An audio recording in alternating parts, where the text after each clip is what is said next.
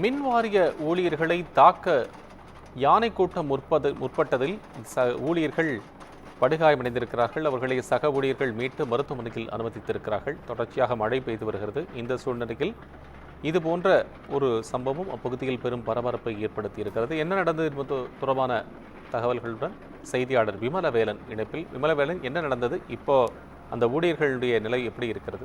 விவரமா சொல்லுங்க. நிச்சயமாக கோபாலகிருஷ்ணன், தமிழக கேரள எல்லை பகுதியில நேற்று முன்தினம் வரை சூறை காற்றுடன் பெய்த கனமழையின் காரணமாக தமிழக கேரள எல்லை பகுதியில வசித்து வர்ற பொதுமக்களுக்கு பல்வேறு இன்னல்களுக்கு ஆளாகி வந்தனர். கனமழையின் காரணமாக ஏராளம் மரங்கள் சாய்ந்ததோடு சூறை காற்றில் மின் கம்பங்களும் சரிந்து விழ தொடங்கியது. இதனைத் தொடர்ந்து அப்பகுதியில சில தினங்களாக தொடர் மின்தடையும் ஏற்பட்டது. அதனை சரி செய்யும் பணியில் தற்போது வரை மின் வாரிய ஊழியர்கள் தீவிரமாக ஈடுபட்டு வருகின்றனர்.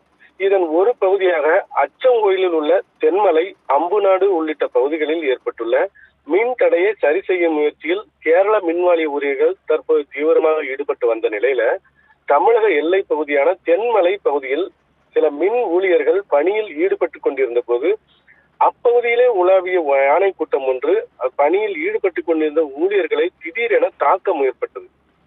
யானை கூட்டத்தின் தாக்குதலில் இருந்து தப்பிக்கும் முயற்சியில் ஈடுபடும் போது மின்வாரிய ஊழியர்கள் அருகில் உள்ள பாறைகளின் மீது விழுந்து காயமடைந்த நிலையில அவர்களை சக பணியாளர்கள் மீட்டு சிகிச்சைக்காக புனலூர் அரசு மருத்துவமனையில் அனுமதித்திருக்கின்றனர். தற்போது இதுல ஹரி ராமகிருஷ்ணன், அனில் உள்ளிட்ட 2 மின்வாரியர்கள் படுகாயம் அடைந்ததாக கூறப்படும் நிலையில தற்போது அவர்கள் மருத்துவமனையில் மேல் சிகிச்சை பெற்று வருகிறது என்பது குறிப்பிடத்தக்கது.